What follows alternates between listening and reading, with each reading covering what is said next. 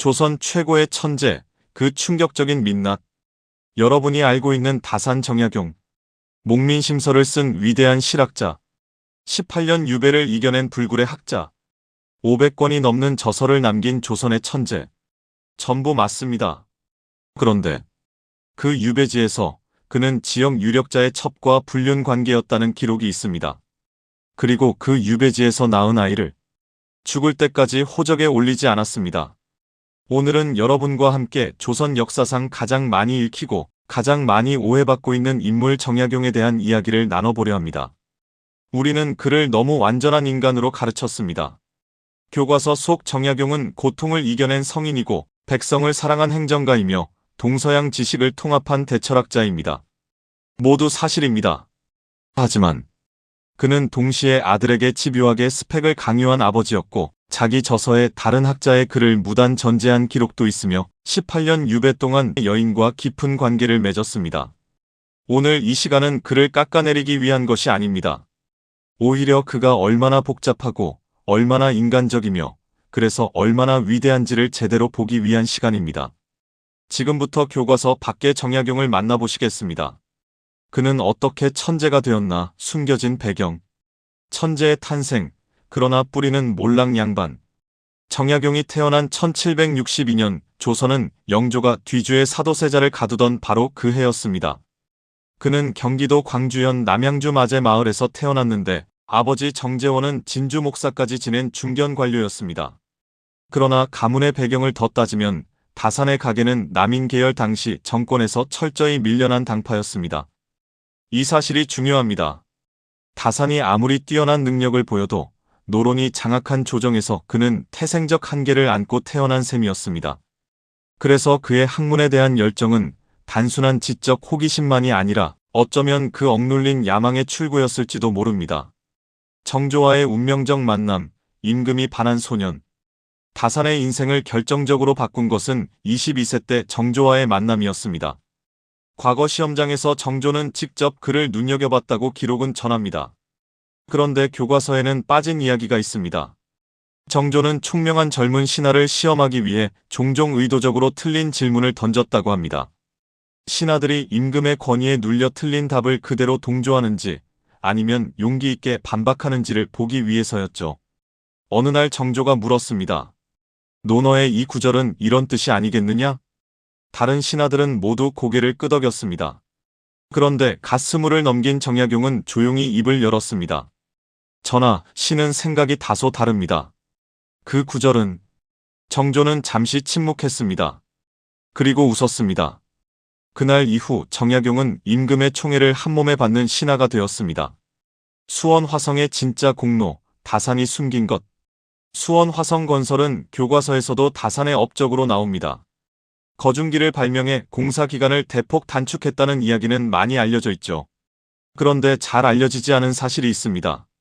거중기의 핵심 원리는 중국 서적기기 도설에서 가져온 것이었습니다. 이 책은 17세기 예수의 선교사들이 중국에 소개한 서양 기계 공학 지식을 담은 책이었습니다. 다산은 이를 조선의 현실에 맞게 재설계했습니다. 그것은 분명 창의적 응용이었습니다. 그러나 그는 훗날 자신의 저서에서 이 출처를 명확히 밝히지 않았습니다. 오늘날로 치면 참고문헌 누락 정도에 해당할까요? 하지만 이 사실은 다산의 학문이 얼마나 개방적이고 세계적이었는지를 보여주는 동시에 그 역시 자기 공로를 부각시키고 싶어 했던 평범한 인간이었음을 알려줍니다. 천주교와의 인연, 그가 끝내 침묵한 것. 다산의 형 정약전, 그리고 다산 자신도 젊은 시절 천주교 서학에 깊이 빠져들었습니다. 당시 천주교는 단순한 종교가 아니라 새로운 세계관이자 위험한 정치적 사상으로 인식되었습니다. 다산은 훗날 유배 판결을 받으면서 천주교를 공개적으로 부인했습니다. 자신은 잠시 흥미를 가졌을 뿐 진정한 신자가 아니었다고 했습니다. 그러나 유배지에서 그가 남긴 편지들 속에는 이따금 천주교 특유의 영혼관과 내세관이 스며들어 있습니다. 연구자들은 그가 완전히 신앙을 버린 것인지 아니면 살아남기 위해 전략적으로 침묵한 것인지를 지금도 논쟁 중입니다. 죽음 앞에서 신앙을 지킨 형 정약종, 끝까지 바다섬에서 유배를 산 형 정약전과 달리 다산은 살아남는 쪽을 택했습니다. 그것이 비겁함이었을까요? 아니면 지혜였을까요? 아니면 혹시 그는 정말로 믿지 않았던 걸까요? 유배지의 민낯, 강진 18년의 진실, 유배 첫날의 굴욕. 1801년 정약용은 전라도 강진으로 유배를 떠났습니다. 당시 그의 나이 40세였습니다. 서울에서 강진까지 걸어서 약 열흘. 조정의 핵심 신하였던 그는 강진 읍내에 도착하자마자 처절한 현실과 마주했습니다. 아무도 그를 재워주지 않으려 했습니다. 죄인을 집에 들이면 연좌될 수 있다는 두려움 때문이었습니다. 결국 그는 강진 동문 밖의 주막집 주모의 집 골방에 겨우 몸을 누일 수 있었습니다. 이 주막집 주모 이야기가 흥미롭습니다. 훗날 다산은 이 주모를 은인이라 불렀습니다. 주모는 천한 신분이었지만 두려움 없이 유배 죄인을 받아들인 사람이었으니까요. 이 에피소드는 다산이 백성을 사랑한 것이 단순히 관념이 아니었음을 보여줍니다. 그는 실제로 백성 속에서 살았고 그들에게 은혜를 입었습니다. 해장선사와의 기묘한 우정. 강진 유배 초기, 다산은 인근 만덕산 백년사의 승려 해장선사와 깊은 우정을 맺었습니다. 이것이 왜 흥미로운가 하면 다산은 유교 관료입니다. 성리학적 세계관의 사람입니다. 해장은 불교 승려입니다. 조선에서 가장 천시받던 직업군 중 하나였죠. 그런데 이 두 사람은 밤을 새워 토론하고 서로의 사상에 감동받고 편지를 주고받았습니다. 특히 다산이 해장에게 보낸 편지들을 보면 사대부 특유의 딱딱한 어투가 사라지고 친구에게 쓰는 것처럼 자유롭고 솔직합니다. 자네가 없으면 이 유배지 생활이 너무 쓸쓸하다네. 이런 문장이 나올 정도였습니다. 해장은 다산보다 먼저 세상을 떠났는데 다산이 쓴 해장의 제문은 당대 명문으로 꼽힐 정도로 절절합니다. 그 속에는 당파도, 신분도, 종교도 뛰어넘은 진짜 우정이 담겨 있습니다. 유배지의 연애, 가장 감추어진 이야기. 이제 가장 민감한 이야기를 해야 할 시간이 되었습니다. 다산은 강진 유배 기간 중 후기에 다산초당 근처 지역 유력자인 윤단의 집에 기거했습니다. 윤씨 가문은 다산을 학문적으로 존경했고 그를 극진히 대우했습니다. 그런데 이 시기에 다산은 윤단의 집안과 매우 복잡한 관계를 맺게 됩니다. 일부 연구자들이 주목하는 것은 다산이 이 시기에 낳은 것으로 추정되는 서녀 즉 혼외 딸의 존재입니다. 이 아이는 다산의 공식 족보에 올라있지 않습니다. 하지만 강진 지역 향토 사료와 일부 반개 기록에 흔적이 남아있습니다. 다산 연구의 권위자들 사이에서도 이 문제는 공개적으로 다루기 꺼려지는 주제입니다. 왜냐하면 그가 아내에게 보낸 편지들이 너무나 유명하고 감동적이기 때문입니다.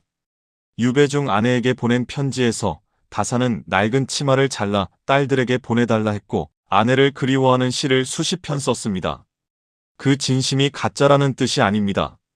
다만 인간은 심지어 가장 위대한 인간도 단 하나의 감정으로만 살지 않는다는 것을 이 이야기는 보여줍니다.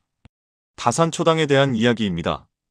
교과서와 관광 안내서는 다산초당을 청빈하고 고결한 학문의 장소로 묘사합니다. 실제로는 좀 달랐습니다.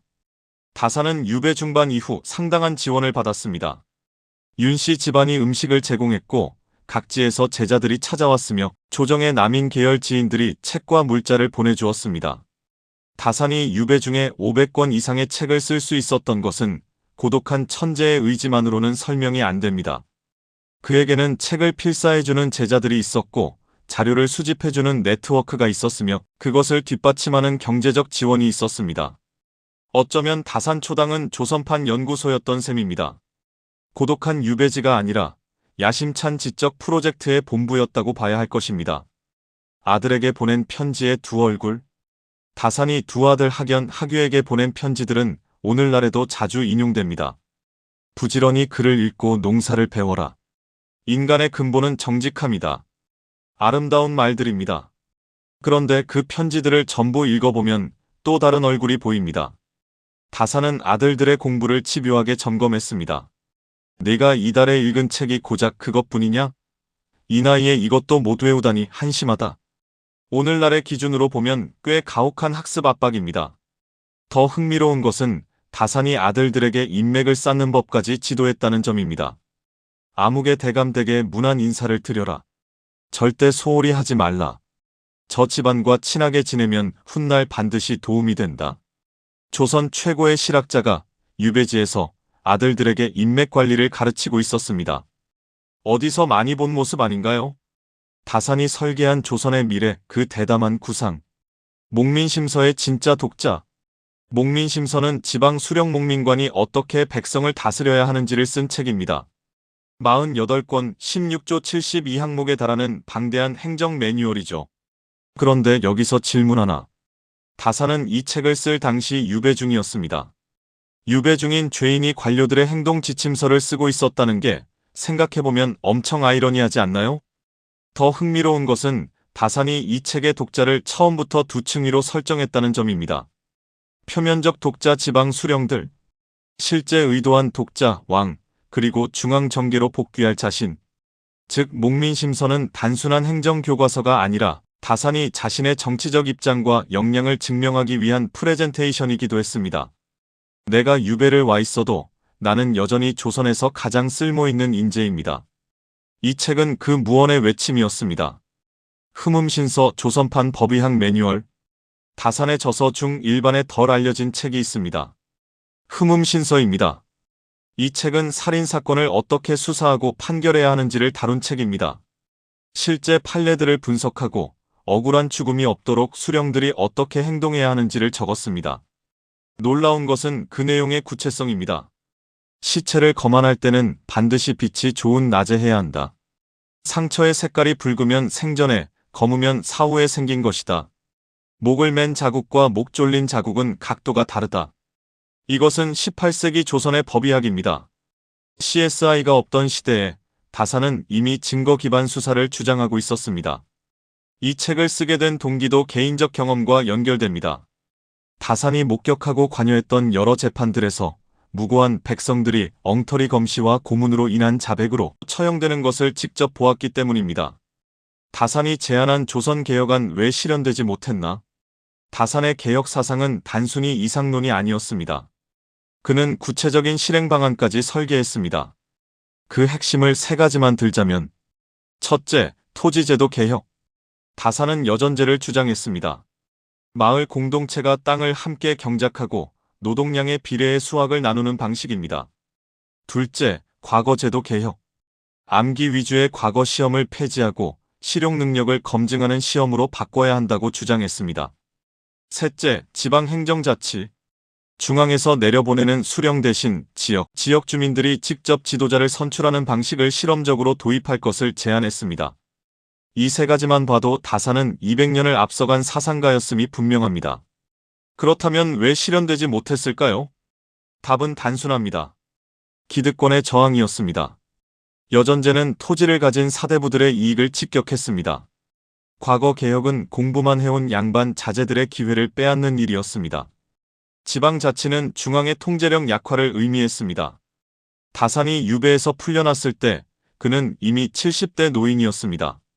그리고 그를 총애했던 정조는 이미 세상에 없었습니다.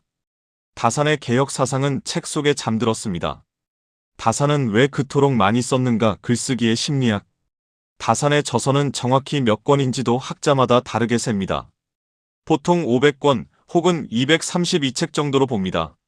18년 유배 기간에 이 방대한 작업을 해냈다는 것은 물리적으로도 놀랍습니다. 그런데 심리적 측면에서 생각해보면 글쓰기는 다산에게 생존의 방법이었을 것입니다.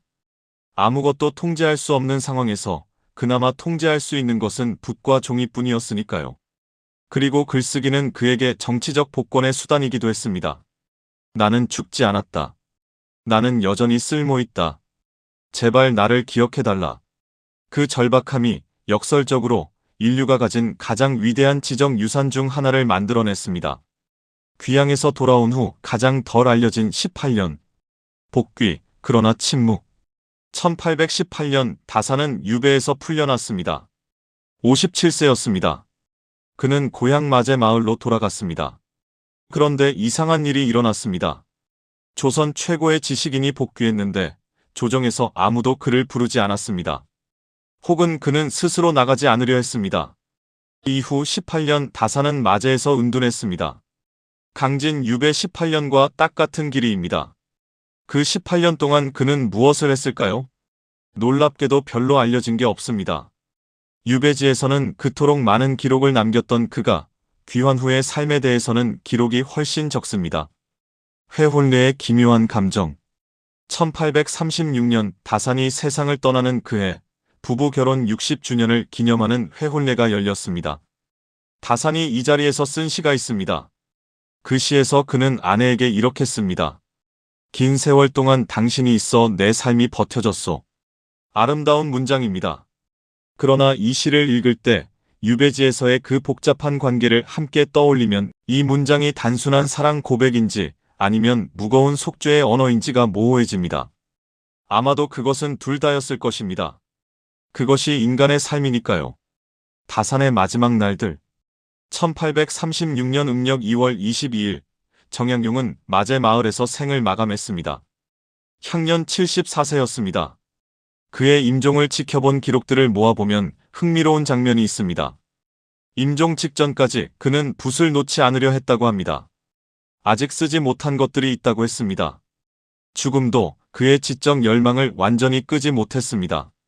그의 묘는 마제 마을 뒷산에 지금도 남아 있습니다. 소박한 묘비, 그리고 한강이 내려다 보이는 자리. 어린 시절 한강에서 배를 타며 시를 썼던 소년이 결국 한강을 내려다보는 언덕에 잠들었습니다. 다산이 진짜로 두려워한 것. 다산의 글 곳곳에는 잊히는 것에 대한 두려움이 배어 있습니다. 내가 죽은 후에도 이 책이 남아 누군가가 읽어준다면 그것만으로 충분하다. 그는 죽음보다 무의미를 두려워했습니다. 18년 유배가 그저 고통으로 끝나버리는 것, 자신이 아무것도 남기지 못하는 것을 두려워했습니다. 그 두려움이 그를 매일 새벽 붓을 들게 만들었고 제자들에게 글을 가르치게 만들었으며 아들들에게 집요한 편지를 쓰게 만들었습니다. 다산 정약용은 완벽한 성인이 아니었습니다. 그는 두려움을 가진, 욕망을 가진, 실수를 한, 그래서 살아있었던 사람이었습니다. 오늘의 우리가 다산에게 배울 것. 실패한 개혁가가 위대한 이유. 다산의 개혁 사상은 살아생전 하나도 실현되지 못했습니다. 그는 유배에서 돌아온 후 아무 벼슬도 받지 못했습니다. 그가 목숨처럼 아꼈던 500권의 책들은 그의 사후 수십 년간 거의 읽히지 않았습니다. 그런데 1910년 경술국치 이후 조선이 망하고 나서 사람들은 다산의 책들을 다시 꺼냈습니다. 왜 조선은 망했는가? 그 답을 찾다 보면 다산의 글과 만나게 됐습니다. 다산이 살았더라면, 다산의 개혁이 이루어졌더라면이라는 탄식이 터져나왔습니다. 역사의 아이러니입니다. 살아서 이루지 못한 개혁가가 나라가 망하고 나서야 재발견되는 아이러니. 다산이 오늘 우리에게 던지는 질문. 다산의 삶은 오늘 우리에게 몇 가지 불편한 질문을 던집니다. 우리는 지금 제대로 된 목민관을 요구하고 있는가? 선출된 공무원들이 백성을 위해 일하는지 아니면 그 자리를 자신의 이익을 위해 쓰는지를 제대로 감시하고 있는가? 다산의 목민심서 첫 문장은 이렇습니다. 목민관의 자리는 백성을 위해 존재하는 것이지 목민관 자신을 위해 존재하는 것이 아니다. 이 문장이 쓰인 지 200년이 지났습니다. 그리고 이 문장은 오늘도 여전히 실현되지 않고 있습니다. 완벽하지 않아서 위대하다. 마지막으로 이 이야기를 마무리하면서 저는 여러분에게 한 가지를 전하고 싶습니다. 다산 정약용이 위대한 이유는 그가 실수 없는 완벽한 인간이어서가 아닙니다. 그는 두려움 속에서도 붓을 들었고 무너질 것 같은 상황에서도 제자들을 가르쳤으며 자신의 개혁이 살아서 실현되지 못할 것을 알면서도 기록을 남겼습니다. 그리고 무엇보다 그는 고통이 자신을 집어삼키도록 내버려 두지 않았습니다. 그것이 위대함의 본질입니다. 완벽한 조건이 아닌 불완전한 조건 속에서 최선을 다하는 것. 다산은 우리에게 말합니다. 나도 틀렸고, 나도 두려웠고, 나도 외로웠다. 그래도 나는 썼다. 오늘 이야기는 여기까지입니다. 교과서가 가르쳐주지 않는 정약용. 유배지의 외로움, 인간적 실수, 좌절한 개혁, 그리고 그 속에서도 꺼지지 않은 지적 열망. 어쩌면 우리가 진짜로 배워야 할 다산의 유산은 완벽한 저서 목록이 아니라 불완전한 삶 속에서도 멈추지 않은 그 태도일지도 모릅니다. 이 영상이 유익하셨다면 구독과 좋아요 부탁드립니다. 다음 영상에서는 또 다른 역사의 민낯을 함께 들여다보겠습니다. 감사합니다.